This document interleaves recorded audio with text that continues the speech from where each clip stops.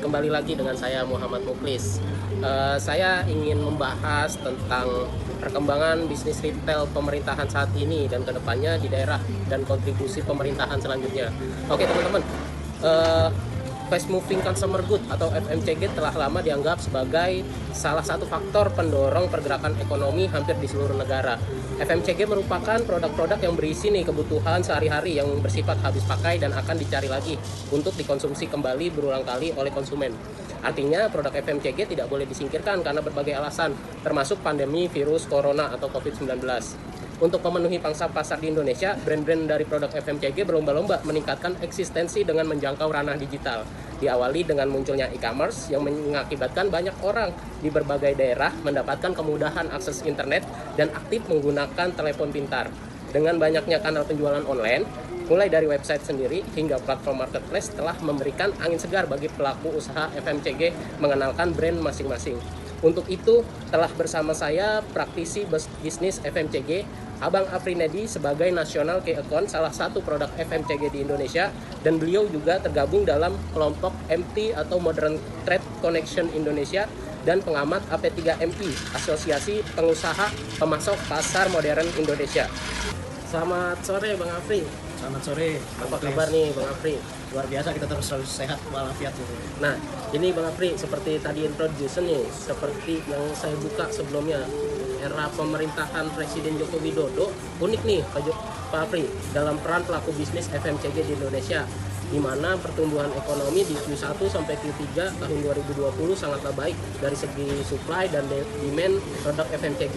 Namun di tahun 2021 seolah-olah terjun bebas dikarenakan adanya pandemi COVID-19 yang impactnya sangat berpengaruh bagi pelaku bisnis FMCG di Indonesia khususnya. Daya beli masyarakat sangat turun dikarenakan daya beli masyarakat berkurang di modern trade khususnya karena penerapan PSBB dan PPKM dari pemerintah Indonesia. Jadi kita mau bincang nih Bang Afri, bagaimana sih menurut pandangan Bang Afri mengenai hal tersebut? Apakah kebijakan pemerintah tersebut berpengaruh juga terhadap bisnis FMCG di modern trade yang Abang Afri sedang jalankan di perusahaan sekarang? Gimana Bang Afri?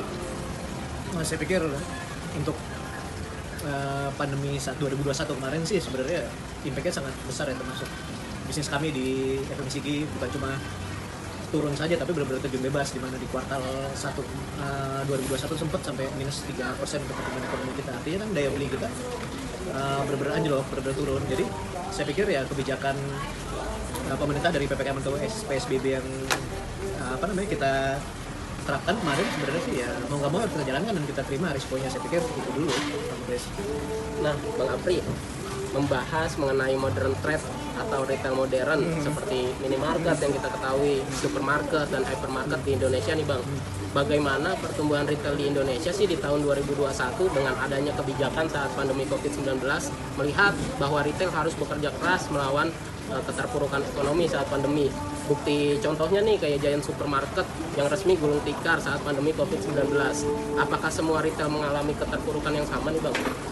Sebenarnya lihat kondisi kayak gini bukan cuma retail saya terpuruk, tapi di FMCG benar-benar terpuruk. Seperti yang saya sampaikan tadi di awal ya, semua sektor terpuruk. Di mana yang bisa berkembang adalah yang benar-benar punya inovasi yang lebih baik atau membuat sesuatu yang beda dan bisa berhasil di era pandemik ini, seperti sistem penjualan hybrid mungkin tentunya, atau dengan pemasaran e-commerce misalkan, dan beberapa banyak hal yang bisa diterapkan di lini bisnis masing-masing perusahaan. Seperti itu sih.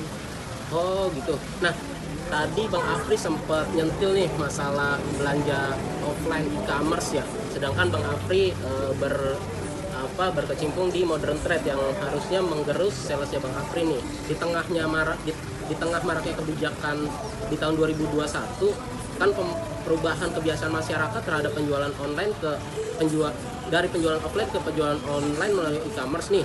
Bagaimana sih pandangan Bang Afri sebagai praktisi modern trade atau belanja offline ya, kalau kita kenal, mengenai pengaruh dari hal tersebut gitu Bang? Ya, apa boleh buat sih menurut saya ketika kebijakan pemerintah sudah diterapkan, ya kita sebagai warga negara yang baik dan masyarakat Indonesia ya harus tetap mengikuti anjuran dari pemerintah.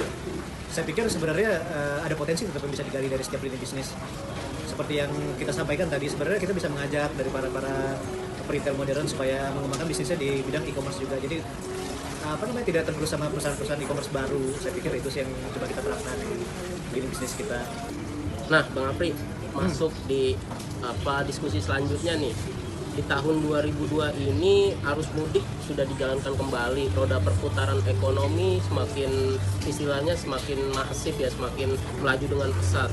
Bagaimana sih bisnis FMCG di semester 1 ya kalau kita sebut di tahun 2002 ini Bang? Apakah sudah membaik dari tahun sebelumnya?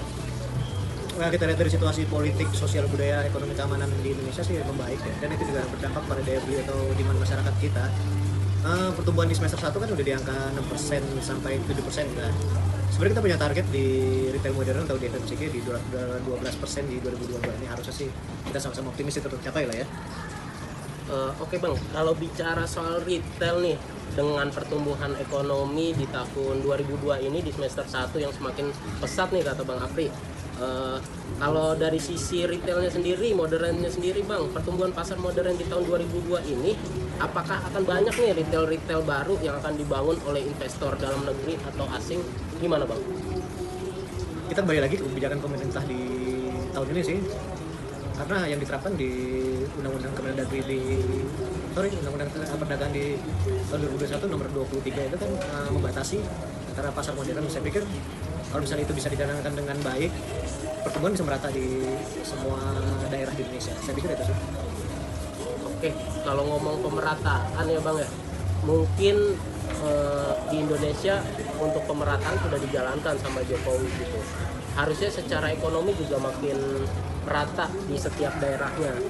Nah, kalau pertumbuhan retailnya sendiri nih Bang di daerah-daerah, itu saat ini seperti apa sih Bang? Misalnya ada Abang Apri mungkin bisa kasih contoh di daerah mana sih yang potensi untuk bisnisnya, untuk mendevelopnya itu di daerah mana Bang yang besar Bang? Ya, itu juga berkaca pada pemerintah ya, karena memajukan sektor pariwisata tentunya.